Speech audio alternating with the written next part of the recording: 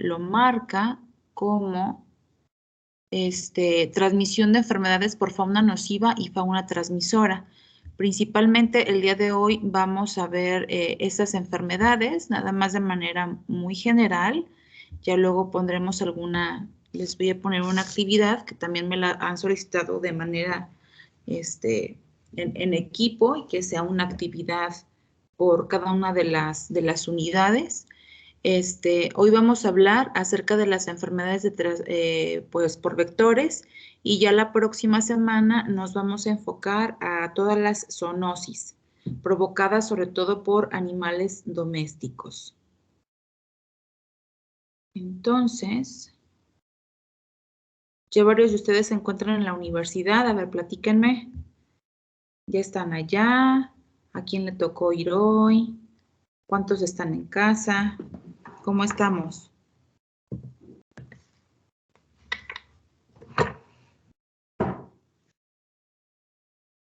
¿Ya les está tocando ir a la universidad? ¿A ninguno le toca ir a la universidad? Sí, fueron 15 alumnos esta semana.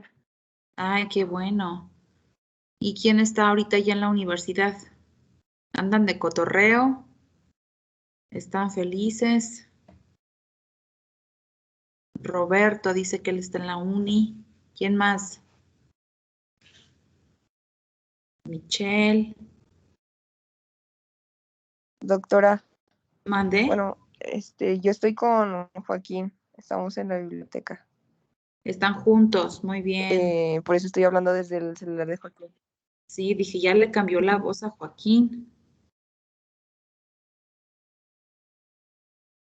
Muy bien, me da gusto que ya se estén incorporando y sobre todo que, pues la verdad, el regresar presencial cambia muchísimo, ¿no? El vernos, el estar conviviendo, las sonrisas, pues es diferente, se saborea yo creo que aún más. Yo todavía no regreso, todavía no me incorporo. De hecho, ya tengo bastante tiempo que no voy a la universidad. ¿Y cómo han sentido sus clases, chicos? Joaquín, ¿cómo les han sentido? ¿Qué tal el modelo híbrido?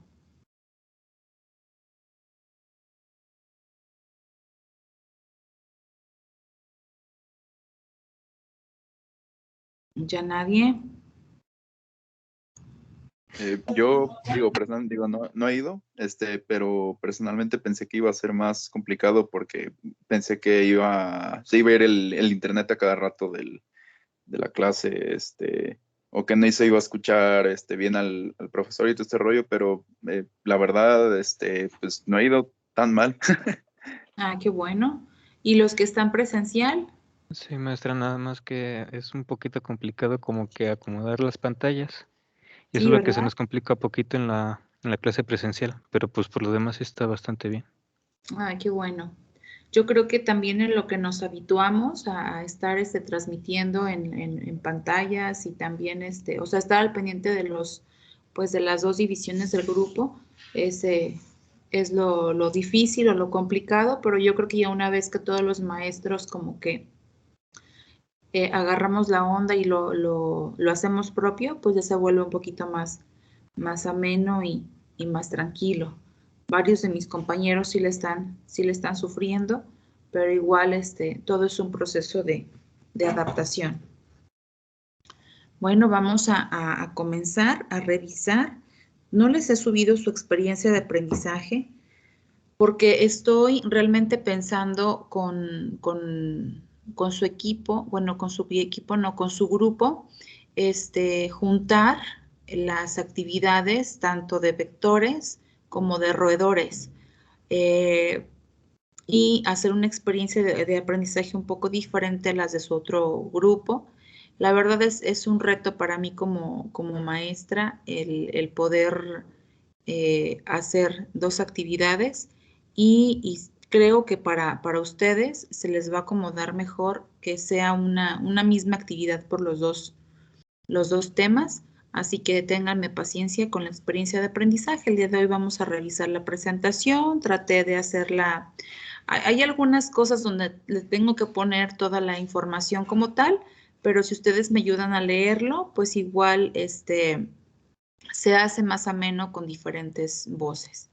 Por otro lado, también cabe resaltar en cuestión pues de lo citado ayer con el video que circuló por por toda la universidad, darles de nuestra parte todo el apoyo cuando ustedes identifiquen casos o situaciones de violencia de parte de nosotros hacia ustedes o hacia también entre mismos compañeros. Es bueno hablarlo, es bueno denunciarlo y qué bueno, realmente los felicitamos. Ojalá que pues todo esto se siga, que tengamos como el apoyo pues para poder seguir levantando la voz. Y pues bueno, tienen por parte del Departamento de Salud Pública, por parte de nosotras, que luego, nosotras me refiero a parte del personal, que realmente estamos involucradas en que los valores universitarios se lleven a cabo y podamos tener clases empáticas, clases no violentas, clases donde nosotros podamos sentir la confianza de externar un punto de vista hacia nuestro maestro o maestra y que no se sientan intimidados ni atacados, sino que sea un espacio realmente de libertad y que puedan sentirse cómodos y cómodas al momento de expresar sus inquietudes, sus opiniones, sus puntos de vista. Muchas gracias de verdad porque son una generación que ya no se queda callada y que pueden tener estos espacios también para proseguir a demandas.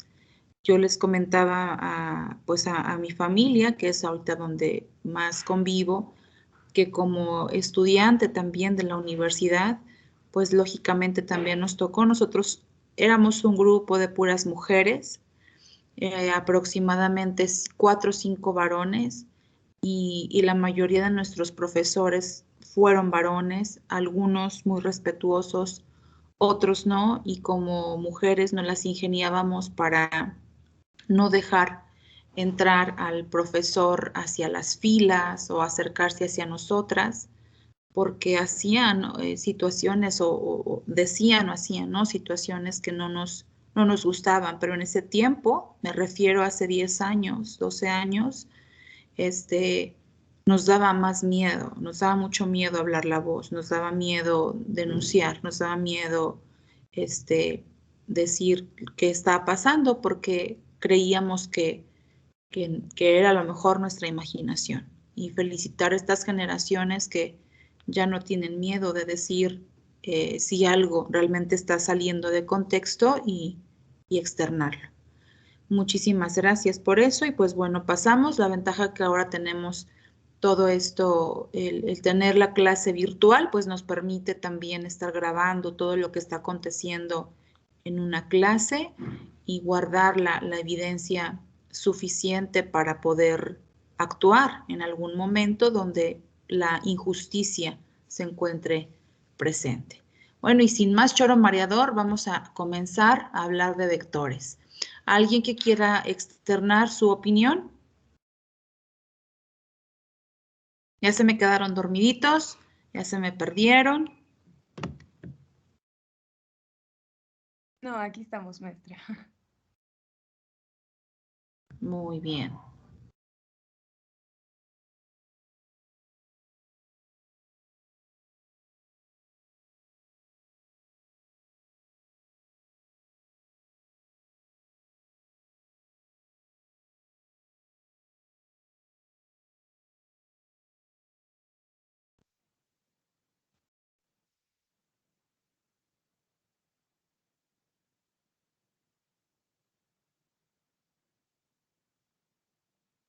Maestra, disculpe, su micrófono lo tiene apagado.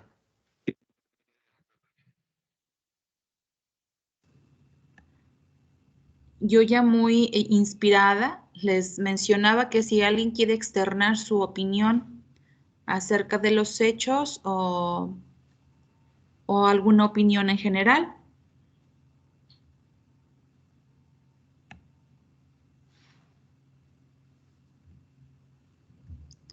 Y les decía que el día de hoy, entonces, si no es así, vamos a comenzar a hablar un poco sobre las enfermedades transmitidas por vector. Yo estaba muy emocionada aquí hablando de las enfermedades. Esta presentación la realizamos la maestra Cristina Esparza y su servidora. Siempre estamos tratando de compartirnos el material, de mejorarlo, de ponerle, de quitarle, de subirle, de bajarle y hacer un trabajo colaborativo como docentes. Por eso me atrevo a dejar el nombre de la maestra, no quitarle los créditos a cosas que ella colocó aquí y también colocar mi nombre. Entonces, vamos a ver cuáles son todas esas enfermedades transmitidas por vector. Igual, ahorita ya están en sexto semestre. Muchas de estas enfermedades ya las han escuchado, ya las han estudiado, ya saben cuál es el agente causal, pueden hablar sobre sintomatología, también han escuchado hablar sobre la detección oportuna, cómo puedo hacer prevención y demás. Pero todo eso, ahorita vamos a hacer como una introducción a este tipo de enfermedades y posteriormente vamos a hacer una actividad donde podamos entrar como más a fondo a las principales enfermedades transmitidas por vector y las principales por roedores. Entonces, ¿qué nos dice la OMS? La OMS dice que son enfermedades que representan más del 17% de todas las enfermedades infecciosas, de todas.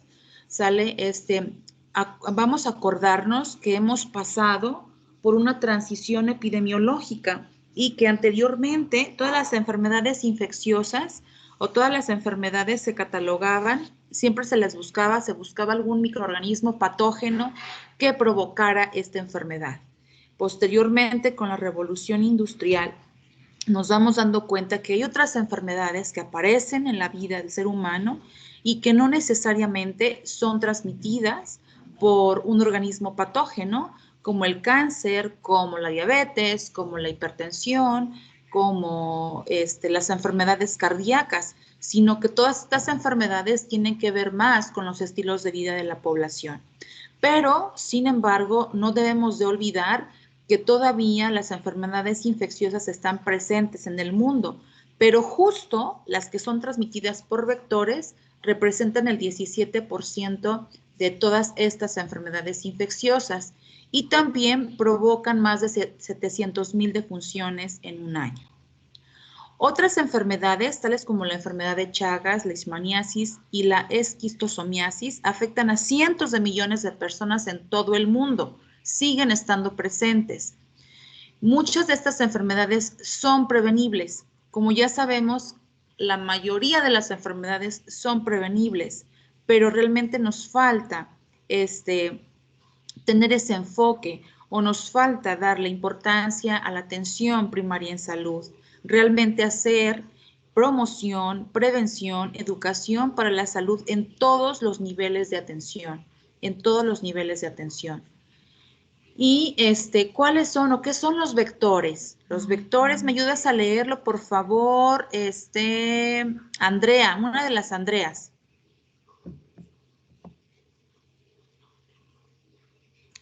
Si quiere, yo lo leo, maestra. Adelante, por favor. ¿Qué son los vectores? Los vectores son organismos vivos que pueden transmitir enfermedades infecciosas entre personas o de animales a personas. Muchos de estos vectores son insectos hematófagos que ingieren los microorganismos patógenos junto con la sangre de un portador infectado, persona o animal, y posteriormente los inoculan a un nuevo portador al ingerir su sangre. Ajá, muchas gracias. Entonces, van a ser microorganismos o son organismos vivos que pueden transmitir enfermedades infecciosas.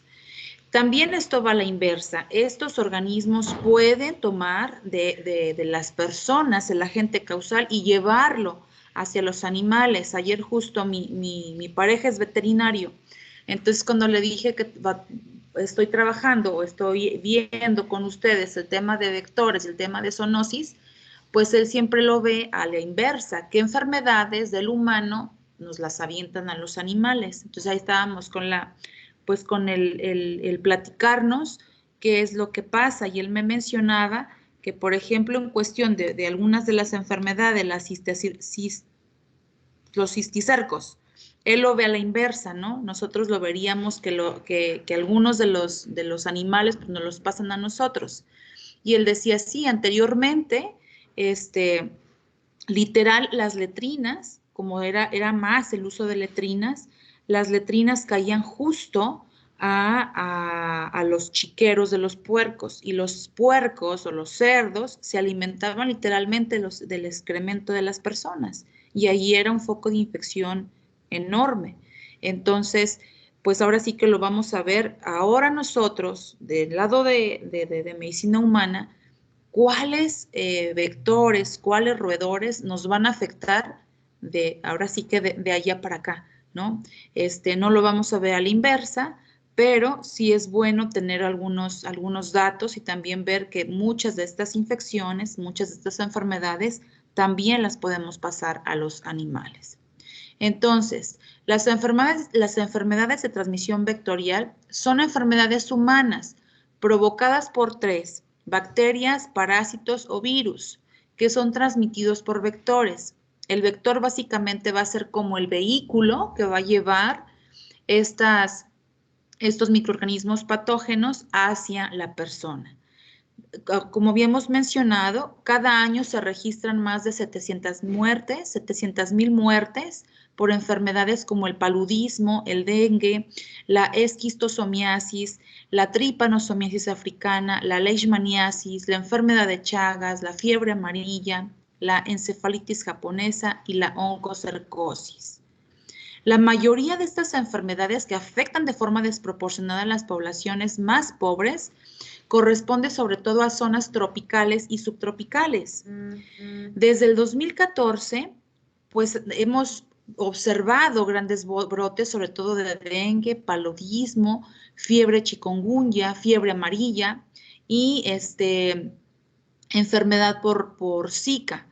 Estas han azotado diferentes poblaciones, cobrándose vidas, abrumando los sistemas de salud, pues ahora sí que con la ocupación de estos espacios, y otras enfermedades de este tipo, como el chikungunya, las que tenemos aquí, leishmaniasis, filariasis linfática, provocan también sufrimientos crónicos, morbilidad para toda la vida, discapacidad y estigmatización ocasional. La distribución de estas enfermedades de transmisión vectorial es determinada por un conjunto complejo de factores, sobre todo demográficos, medioambientales, sociales. Entonces, ¿cuál, por ejemplo, de nuestros municipios es afectado, sobre todo por vectores? Debido a que es una zona subtropical o tropical y el clima se presta, es el municipio de Calvillo. Entonces, vamos a repasar rápidamente cuáles son las enfermedades que nos provoca. Me voy a ir 3 diapositivas después y vuelvo a regresar. En cuestión de mosquitos, los principales mosquitos que transmiten enfermedades son el Aedes, el Anófeles y el Culex. Vamos a ver cuáles son estas enfermedades que provoca o que transporta este mosquito. La fiebre de chikungunya, dengue, filariasis linfática, fiebre del Valle de Rift, fiebre amarilla, no es de amarilla, fiebre amarilla, enfermedad por Zika y filariasis linfática. Viene, por otro lado, los microorganismos patógenos que van a provocar estas enfermedades. Me permito salirme un ratito de aquí y vamos a ver un video sobre dengue.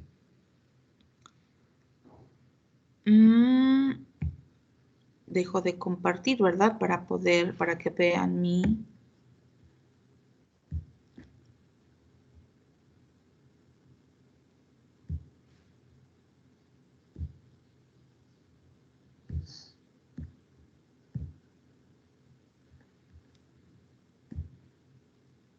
Me dicen si lo pueden oír y ver. ¿Ya lo pueden ver? Sí. Vamos a ver si se escucha.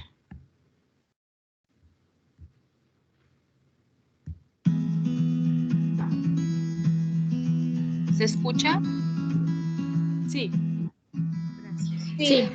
En la actualidad representa la principal enfermedad viral transmitida por artrópodos y es etiquetada como una problemática de salud pública en el mundo. La Organización Mundial de la Salud este año declaró al dengue como una de las 10 amenazas a la salud global y estima que el 40% del mundo está en riesgo de contraerlo. En la década de los 80 a nivel mundial se registró un promedio anual de 295,000 casos de dengue. Para el periodo del 2000 al 2007, ese promedio se incrementó a casi 1 millón de casos en más de 50 países. Y para el 2016, el número de casos notificados pasó a más de 3.4 millones. Asimismo, en los últimos años, la incidencia y gravedad de la enfermedad han aumentado rápidamente en América Latina y el Caribe. En México, el virus circula en casi todo el territorio nacional, afectando a 31 estados de la República, tanto en zonas rurales como urbanas. En el último reporte de la Dirección General de Epidemiología, a la semana epidemiológica número 33, se registraron 5.960 casos de dengue, teniendo un aumento considerable si se compara con la misma semana epidemiológica del año previo. Veracruz, Chiapas, Jalisco, Quintana Roo y Oaxaca son los estados con mayor número de casos confirmados durante este año. Los síntomas de esta enfermedad se presentan entre 3 y 14 días después de la picadura de un mosquito hembra infectado e incluyen fiebre elevada acompañada de náuseas, vómito, erupción cutánea, dolor muscular y en articulaciones, dolor de cabeza, dolor ocular y bajos niveles de glóbulos blancos. En la actualidad, la lucha contra el dengue consiste en disminuir y controlar al mosquito vector. Las medidas de prevención con las que puedes ayudar son eliminar los posibles criaderos disponiendo correctamente de la basura, cubrir, vaciar y limpiar cada semana los recipientes donde pueda almacenarse agua y usar mosquiteros, ropa adecuada y repelente contra insectos cuando te encuentres en zonas de riesgo. Recuerda, la salud pública también es tu salud. Somos Salud Pública.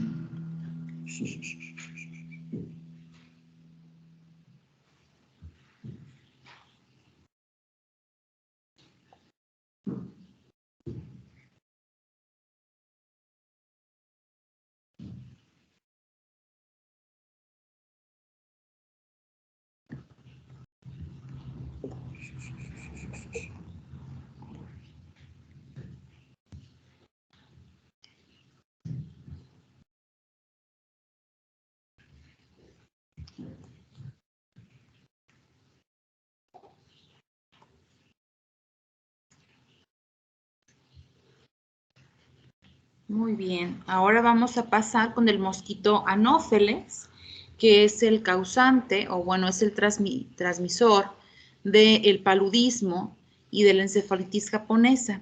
Y el Culex nos va a transportar el virus que provoca la fiebre del Nilo Occidental y la filariasis linfática.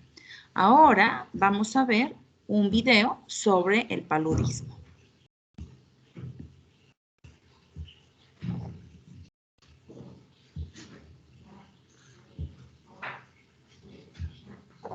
Este está un poquito más largo.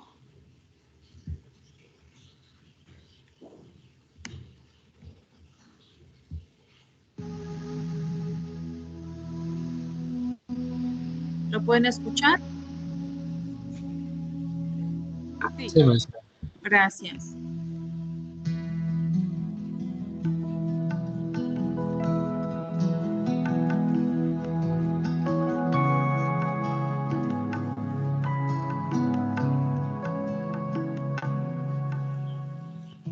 Hablar de paludismo en México hay que remontarnos a principios del siglo pasado, que fue cuando empezamos a tener una mayor información al respecto. Se tenían, por supuesto, informaciones previas, sin embargo, más precisamente ya fue en los 30, principios de los 40, cuando se empezaron a tener mejores estadísticas. Pero era una de las primeras causas de mortalidad antes de 1955.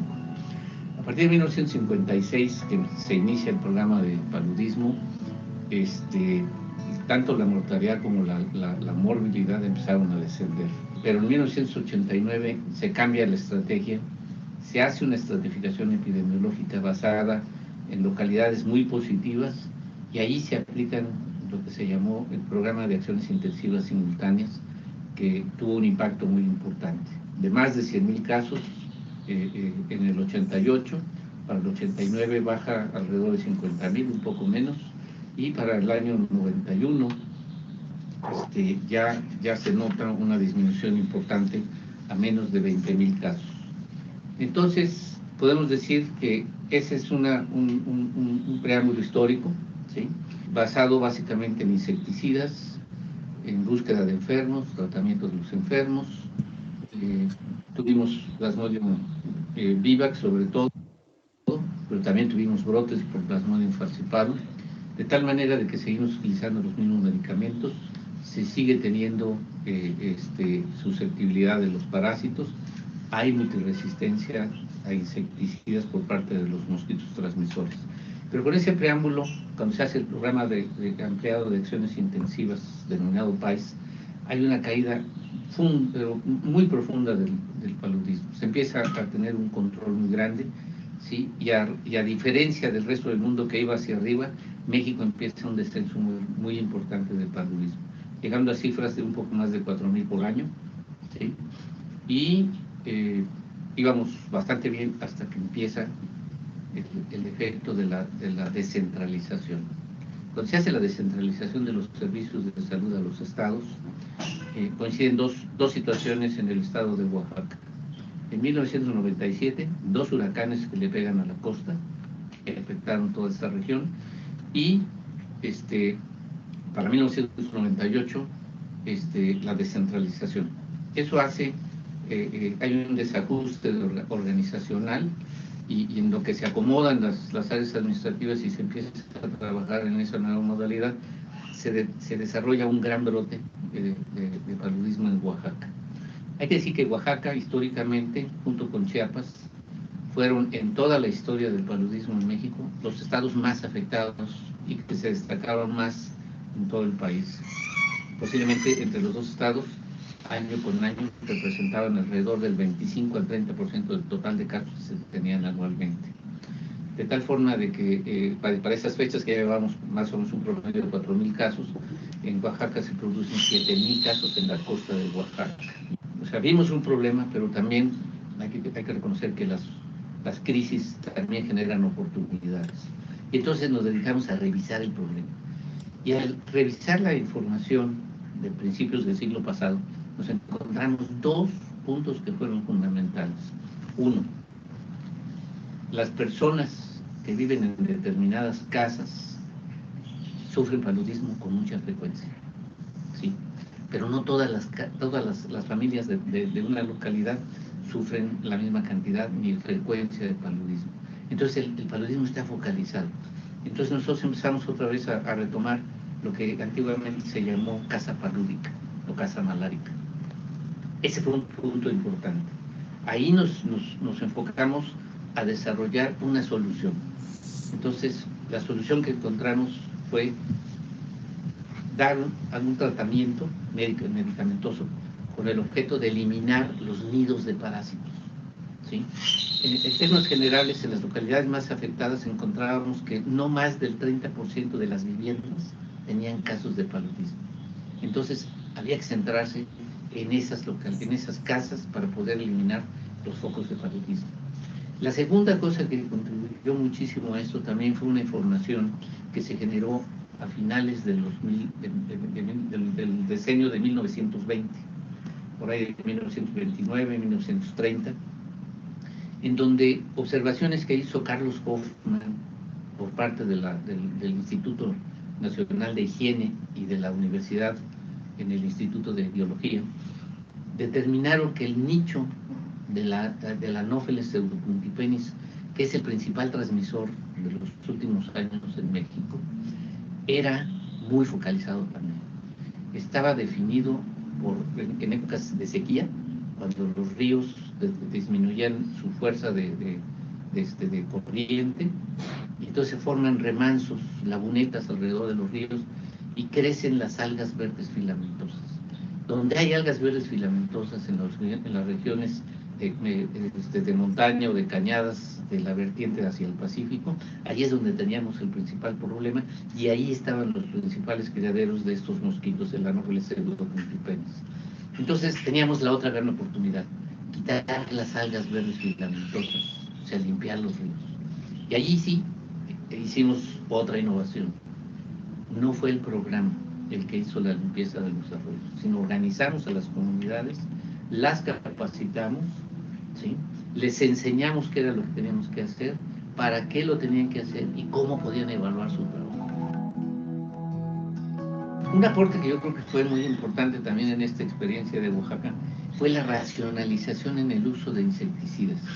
Lo primero que pasó fue que en 1999 decretamos, conjuntamente con las autoridades competentes de regulación sanitaria del país, concretamos que el DDT debía de cancelarse. Esto es muy controversial para muchas personas, muchos científicos que piensan que el DDT sigue siendo un arma útil, y yo pienso que sí, pero el insecticida que se utiliza debe ser cada vez más racional, por muchos motivos. El segundo punto, también muy relevante, fue que el insecticida no debe usarse todo el tiempo, sino en el momento que se requiere. Es decir, nosotros no vamos a acabar con los mosquitos usando insecticida, ni es el objetivo de los programas de control de paludismo, acabar con los mosquitos, sino más bien debemos orientarnos a utilizarlo en el momento más oportuno para incidir en la transmisión de la enfermedad. Ese yo creo que fue otro de los puntos muy relevantes que tuvimos. En el transcurso de los últimos años se han obviamente utilizado los insecticidas, pero antes utilizábamos rociábamos alrededor más de 1 millón de viviendas al año, ¿sí? En la actualidad ya son mucho menos de 50,000, quizá alrededor de 20,000 casas que se rocian al año. Quiere decir que una vez que empezamos a disminuir la transmisión, también se empezó a reducir el uso de insecticidas, pero también se ha ido utilizando nuevas estrategias como es el uso de pabellones impregnados con insecticidas, pero la tendencia es no hay que usar tanto insecticida para el control del paludismo. Hay que usar dos herramientas fundamentales. Uno, el diagnóstico precoz y el tratamiento oportuno. Dos, hay muchos casos asintomáticos que si nosotros no instrumentamos una estrategia para su eliminación, siempre vamos a tener ahí portadores asintomáticos que nos van a perpetuar la transmisión de la enfermedad. Entonces necesitamos diseñar una estrategia siempre muy dirigida a los parásitos en sus diversas formas, asintomáticos y los sintomáticos. Y por el otro lado, la disminución del uso de insecticidas basada en la lucha antilarval, destruyendo el hábitat de la larva del mosquito. Con esto, de acuerdo con las evaluaciones que hicimos, el impacto es sorprendente.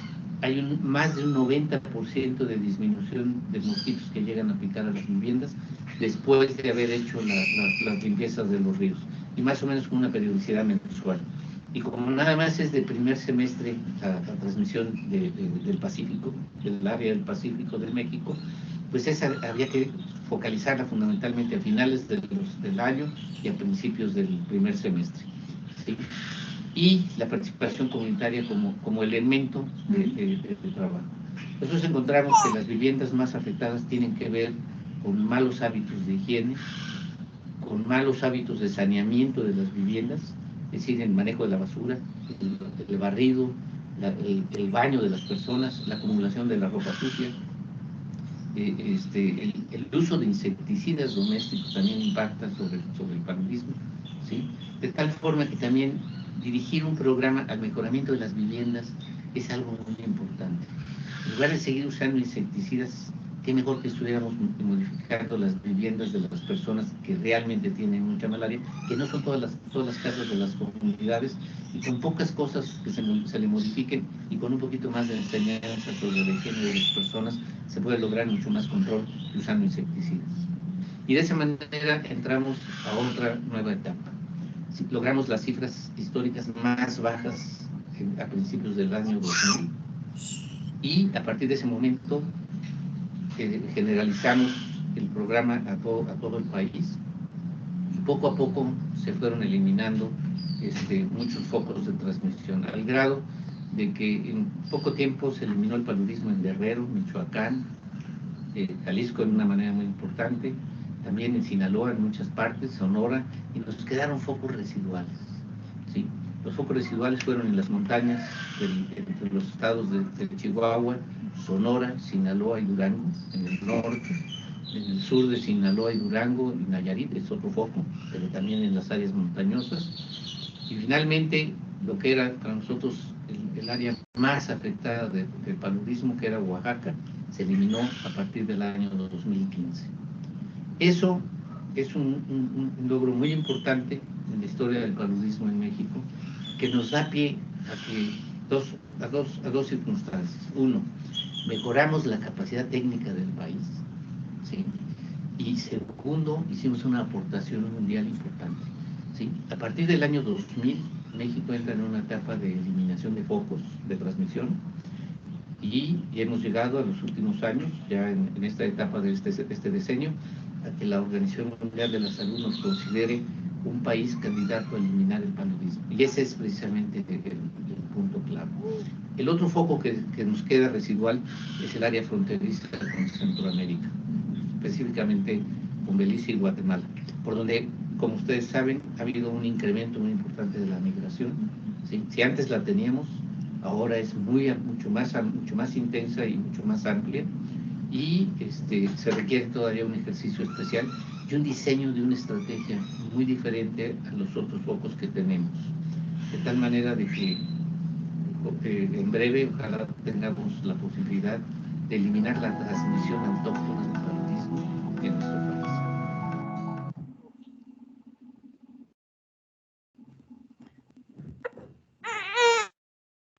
¿Un poquito con el bebé? Está tranquilo, nada más. Sí, porque está aquí del litoncito. Bueno, y ahora vamos con las preguntas. ¿Sí le pusieron atención al video?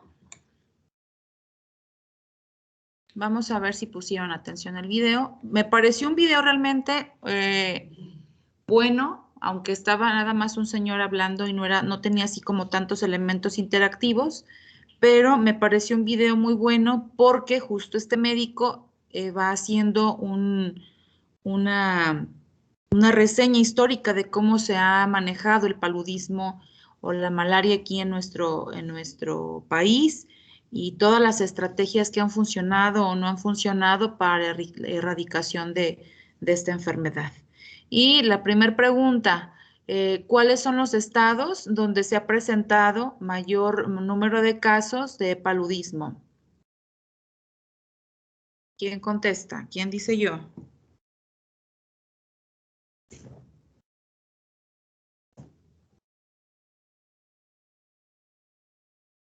Ninguno. Ninguno era Jalisco. A ver, Andrea dice que es Jalisco. Sebastián, ¿tú qué dices? Chiapas, Oaxaca. Oaxaca. Muy bien, Chiapas y Oaxaca. Muy bien. ¿A qué se le denomina una casa palúdica? ¿Qué era una casa palúdica? ¿Qué era o qué es? ¿Cómo la definen? A ver, Francisco. A ver, mandé. No, que vaya Francisco. Ya lo aventamos a Francisco. A ver, Ivonne, ¿tú qué quisiste participar? Y ahorita es que Francisco había levantado también la mano. Perdón, Paco.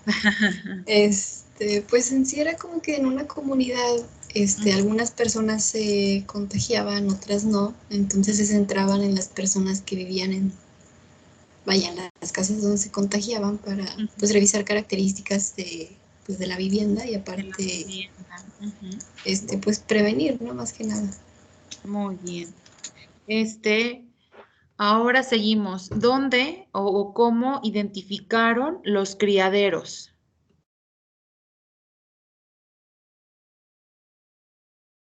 Dentro de las casas, fuera de las casas, ¿dónde identificaron los criaderos del mosquito? De las larvas del mosquito.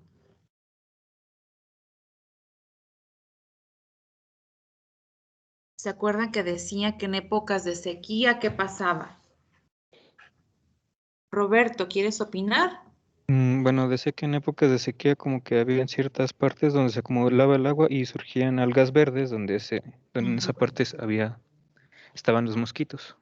Muy bien. En esas zonas se empezaba a secar el agua y en esos charquitos que quedaban, en esos pequeños riachuelos, se comenzaba a generar esta alga y esta alga, ahí estaba el mosquito, estaban las larvas y lo que se buscó con la comunidad fue justo hacer una limpieza de estos riachuelos, de estos, espacios con agua, estos charcos, yo me imagino que eran como charcos que quedaban al final y que estaban provocando ahí el foco infeccioso. Muy bien, muchas gracias. ¿Y algo qué fue lo que les funcionó? ¿El programa como tal o cómo hicieron para que esto funcionara? ¿Qué tuvieron que hacer? ¿Qué estrategia tuvieron que hacer para disminuir la morbilidad por paludismo? ¿Cuál fue su principal estrategia? No sé si estoy en lo correcto, pero me acuerdo que en una parte del video el señor comentaba de que pues sí usaban los pesticidas, bueno, usaban insecticidas, pero que prácticamente no era la opción primordial, solo lo debían de usar en momentos adecuados o específicos para pues no estar contaminando tanto, sino que la principal medida de prevención era informar a las personas y darles a conocer medidas preventivas para el control de larvario, evitar cuerpos de agua donde se puedan desarrollar y tener esos cuidados. Muy bien. Entonces a eso se le llama organizar a la comunidad y luego lograr una participación comunitaria. En salud pública le llamamos respuesta social organizada, que igual llega un programa de salud a una comunidad, pero lo que importa aquí no es tanto que llegue el programa, sino cómo ese programa es recibido por la población, es adoptado por la población y puede ponerse en marcha y puede funcionar. Eso es lo que hacemos en salud pública.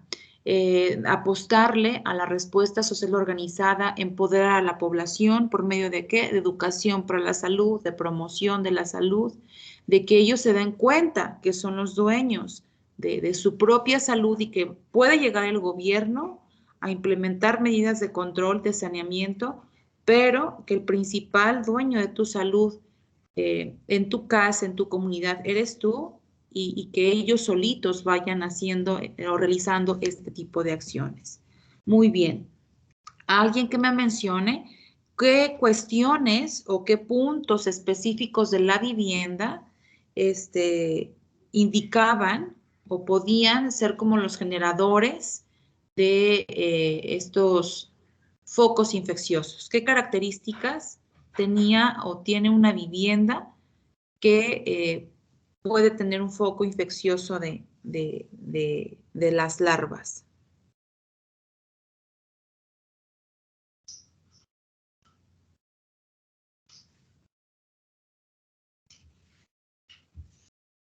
¿Cuáles son las características de la vivienda?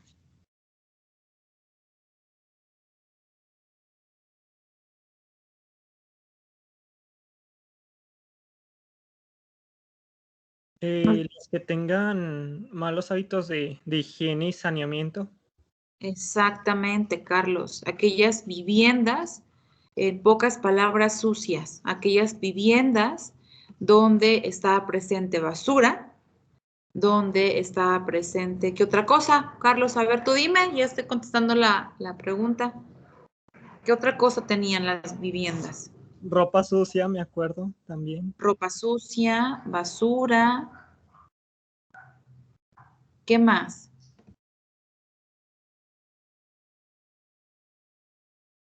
Y en sí una desorganización total de la vivienda. Aquellas viviendas, en pocas palabras, y sucias, son como los principales focos de interés para que el mosquito diga yo aquí quiero vivir, yo aquí quiero estar.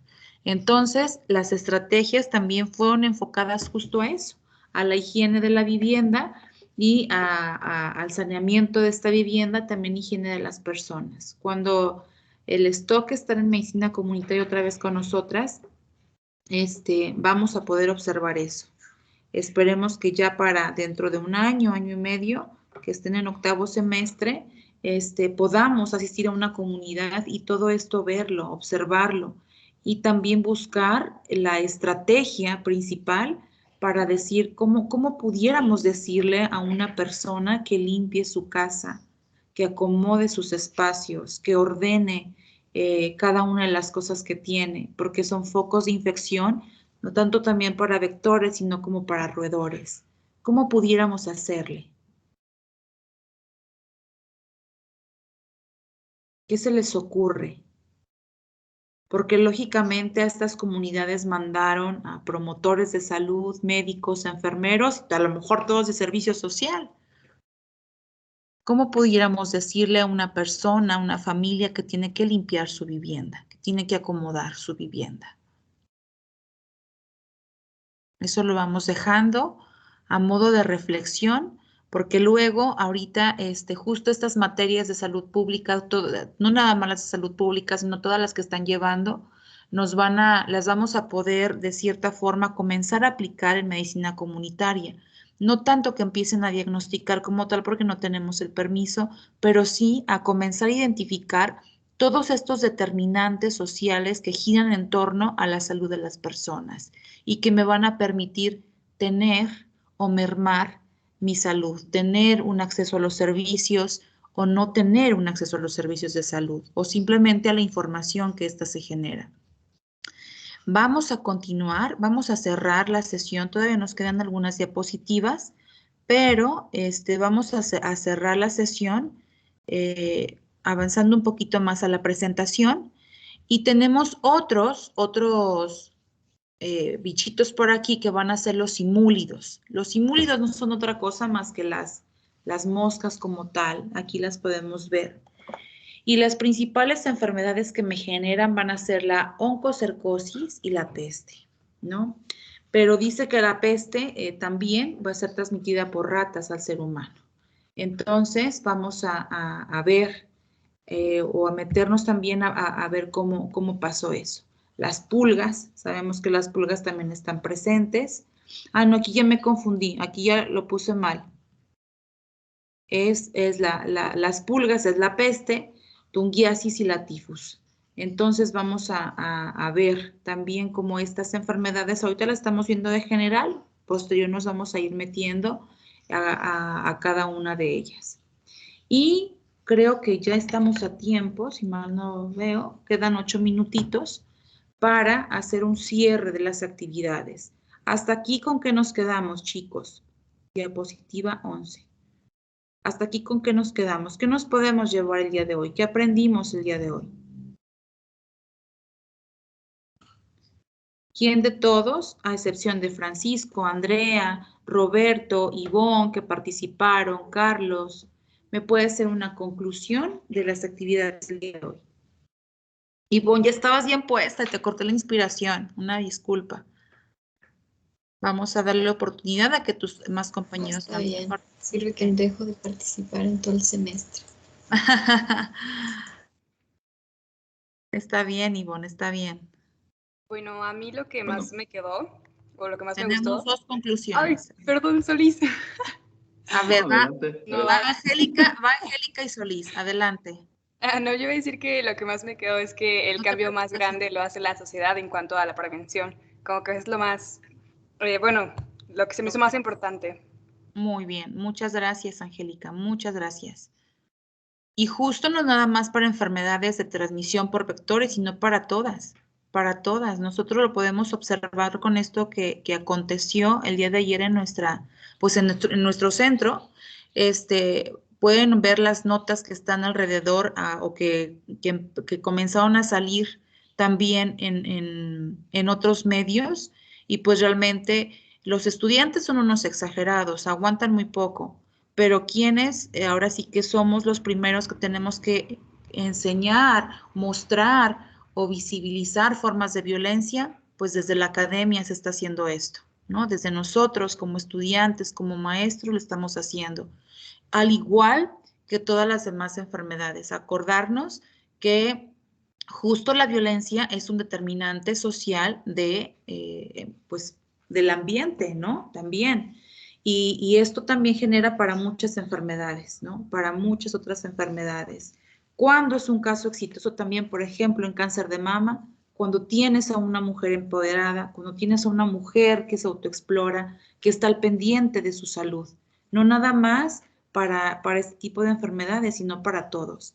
Cuando empoderas a una persona, cuando llevas y organizas a tu población, entonces vamos a obtener como resultados casos de éxitos. Sebastián, te escuchamos. Bueno, yo siento que recapitulamos ya lo que habíamos visto en materias pasadas, como lo son las diferentes enfermedades que se pueden traspasar por vectores, al menos en México vimos algunas cuantas, incluidas el paludismo. Y en cuanto al video, ¿cómo es que se sigue manteniendo este tipo de enfermedades tan recurrentemente en diversos estados de lo que es la República, ya sea por los hábitos que tienen, como el que mencionaba de almacenar ropa sucia, o por ejemplo, cómo es que pueden sobrevivir a épocas de escasez, como lo es con la existencia de algas. Así que pone en perspectiva, por así decirlo, cómo es que siguen existiendo estas enfermedades a pesar de que nos hemos modernizado, entre comillas. Claro. Nos hemos modernizado más. Y también me quedó muy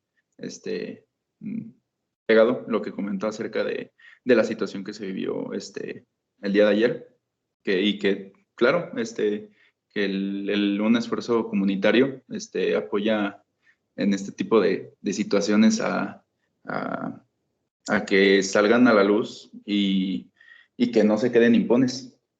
Así es.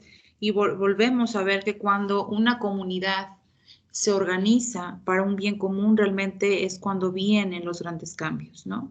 Independientemente si sea una cuestión social, independientemente si sea una cuestión de enfermedad o cuestiones también de género. Es impresionante cómo nos podemos movilizar y nuevamente reconocerlos a ustedes como generación, que ya no son generaciones que se quedan calladas ante la impunidad, ante la injusticia, ante la ineptitud o características que luego podemos o no tener algunos profesores. Sale siempre, tenemos que estar con ese espíritu de servicio, más en esta área donde estamos todos. Y también recordarnos a nosotros, chicos, van a estar sirviendo a la población, no sirviéndose de la población.